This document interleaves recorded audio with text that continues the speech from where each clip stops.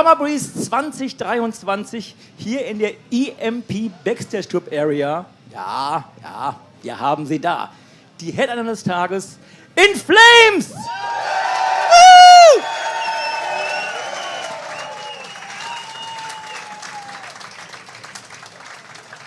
We haven't played yet, so... Well, Anders, you brought Liam with you. Yes. And some people might not know him yet. It's my best friend. So, let's talk about this lineup change. Why did Bryce leave in the first place? Say what? Why did Bryce leave in the first place? He wanted to focus on family. And so we're still good friends, so there's no bad blood whatsoever. And we were extremely lucky to find this young, beautiful man on Tinder. And... as is tradition. Yeah, base Tinder. It's a certain genre. So yeah, this is Liam, everyone. Hi everyone. Thanks for having me. Von Dillinger Escape Plan, falls ihr jemand von euch kennt. So, did you guys know us before, or how did that come together? We probably met here and there, but no. Not in this kind of more formal way. Yeah. Yeah. But I feel it took like 5 minutes, and I was very much like felt like I'd been here for a long time. Yeah. Still feels that way. He drinks beer, and it's like music, so it's very easy to get I play along bass. with. You play bass. I forgot that part. Yeah. Yeah. That's not a. Yeah. So was it a no-brainer for you when you got the offer? Was it a what? I'm sorry. Was it a no-brainer for you when you got the offer to join? A little bit. Yeah. At first, I was a little hesitant. I've kind of been in a very Clark Kent mindset lately, and to kind of all of a sudden, put on the Superman suit again was a little. Let's see if it fits. But yeah, as soon as I got out on stage and met these guys, I think the most apprehension was just because new people, new situation. But once we played, it was like, oh, okay, this feels, this shoe fits. Yeah, for sure. I mean, he was a hero coming in, saving us. And our first show was Athens, and we have, up until that point, we have not been in a rehearsal situation together. So yeah. He rehearsed on his own back home, and we met on stage. So, like, obviously hanging out backstage before, but not playing wise. So, yeah. And you did fairly good. I did pretty good. I would say 8 out of 10 that first show. Yeah. I know my mistakes now. Yeah. But the rest of us were playing 5 out of 10, so you were the best one. Yeah. I mean, first rehearsing together is at a show. Yeah, but we're professionals, so. I mean, yeah. Weren't you kind of nervous at this time? A little bit. Yeah, I'd be lying if I said it wasn't.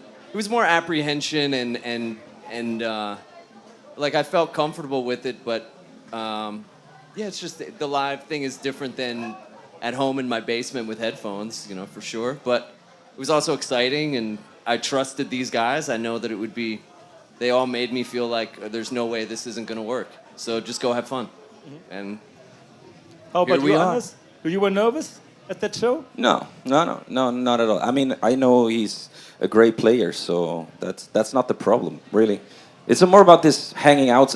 We're on stage 1 hour, 1.5 hours, yeah. And it's about the other hours of the day. And yeah here it's easy, super fit, so it's awesome.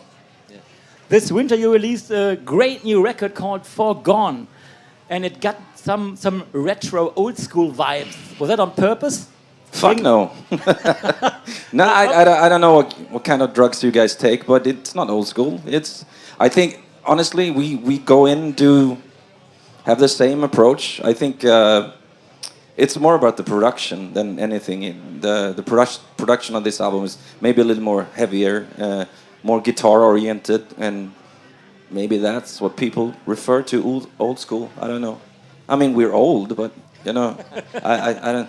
But I feel really happy about it. I think it fits perfectly with all the other old songs that we played here today.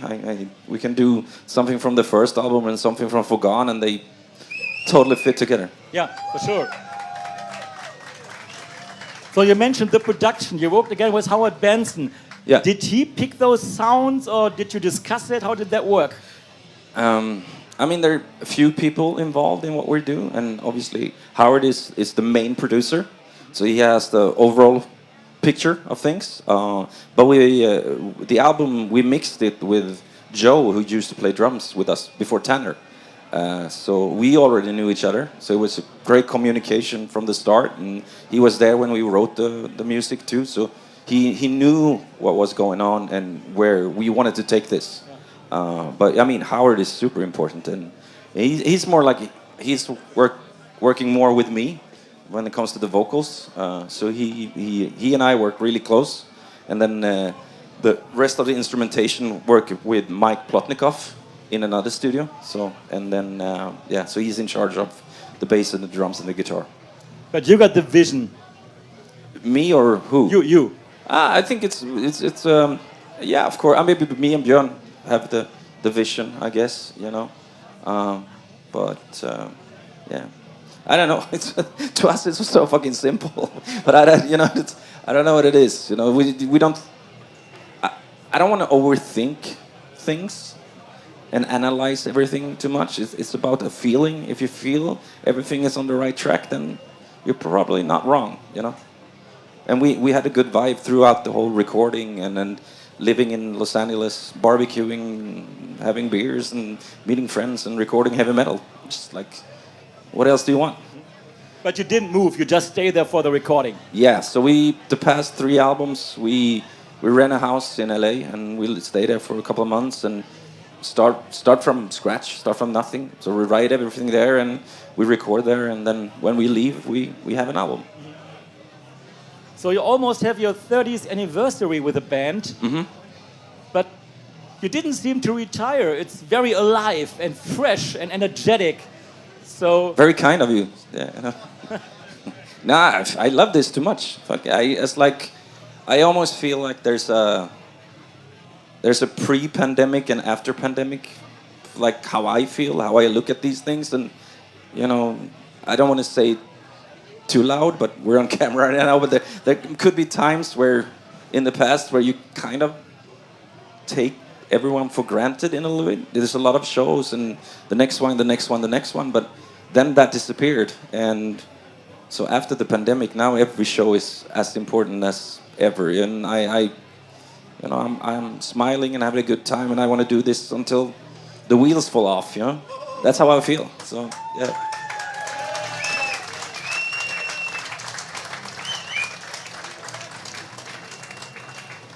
And you already toured with this record, and you had 2 great support bands, Orbit Culture and Imminence, and they were both here as well in the Backstage Club area. Yeah. And you picking yourself, right? Yeah. I decide what band's gonna be there. You know, we had At the Gates. Don't forget them too. That was a fucking amazing Swedish tour. I love both those bands. And Orbit Culture released a new album yesterday, so you should all fucking pick it up. They were here yesterday as well, yeah. So you're very informed, right? You check the scene, know all those bands from the underground, and try to bring them up. Yeah, I mean, I love music, and that's what bands did to us when we were young. They let us come on tour, and that's why we're here today. So I like to give something back to the community, you know. And how about William? What are your major influences? Which bands do you like to listen the most? Are we talking currently or in general? Whatever, both. My root would be like Merciful Fate, King Diamond, that kind of work. Metallica, Slayer, all the Big Four stuff. I'm wearing a dodecahedron shirt now. My favorite band might be Dead Can Dance. I don't know. I'm all over the place, but I for what it's worth, I'm enjoying like just hanging out with these guys backstage and just hearing the variety of music that's around. Like that makes me feel really comfortable that these guys are like super open-minded. Everybody's like, just anything that comes on, everybody's like, very, I don't know. It's a very nice music culture, and it keeps me informed. I'm constantly like, what is this? What is this? Like, it's cool. And I've read that you're a huge Alice in Chains fan. And said that maybe Dirt is the best record of all time. Fuck yeah. It is. That's it. That's nothing more to say. It is. And you're inspired by Lane Staley's lyric style as well? I was. I think he, or still am, I guess. But I think he described darkness and in such a beautiful way. And I think I draw inspiration from that for sure. And you have a microbrewery at home, is that correct? I used to. You used to? Yeah, I used to. It wasn't that micro. It was kind of huge, to be honest. But then the pandemic hit, and it was really tough because people stopped ordering beer because nobody could go to bars. So that was tough. So I sold the whole brewery to a bunch of friends because it was too much to handle, too much to take care of, which is a pity. It saddens me a little bit, but at the same time, I had a good run and it was fun while doing it. And I'm still really interested. I still own the brand, and I, work with gin and whiskey, and yeah, I rather drink beer now than produce it myself. But it's yeah, we'll see in the future. Maybe I get a little smaller, a proper microbrewery. Yeah. Well, in Germany, we got the concept of home drinking at the pandemic. Why didn't that work in Sweden? It probably worked, or I don't know. Yeah, that's it. And what is your favorite beer? IPA? No, I wouldn't say so. I mean, it depends on the mood, the company, if it's super sunny, if it's cold.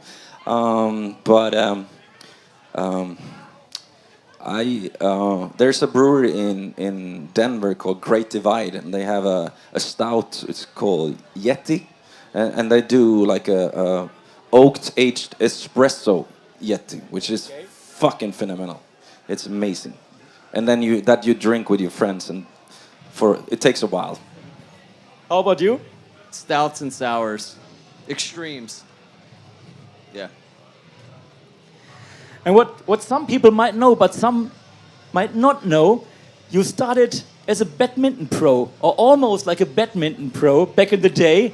So do you still play badminton, or do you do any sports on side? Look at me, I can't do sports anymore. Like I don't have the pace or the strength. No, I mean, I was quite serious for a while, but then I injured my knee, and all the people that I beat easily. I was away for a year, and then I came back, and they were really tough, and I lost a few, and so and then metal and again beer came in my life, and then sports, bye. So now I rather watch sports than actually partake. But I guess it was a choice for the better to become a singer, right? I'm pretty happy with my choice, for sure. Thanks a lot. In Flames! Thank you.